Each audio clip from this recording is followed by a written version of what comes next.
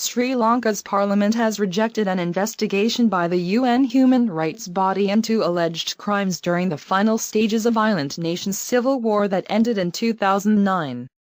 Legislators from the ruling coalition overwhelmingly voted on Wednesday for a motion that said that such a probe erodes the sovereignty, dignity and statute of Sri Lanka.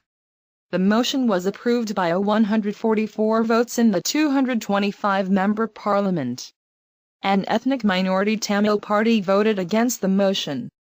One of the two main opposition parties, both of which derive support from the majority Sinhalese, abstained from voting, while other was absent at the time of voting.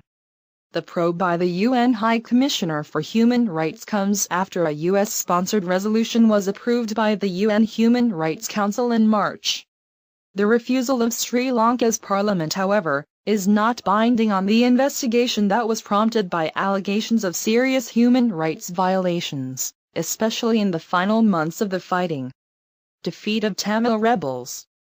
The nearly 3 decades of civil war between the government forces and the Tamil Tiger rebels ended in May 2009 with the defeat of the Tamil fighters.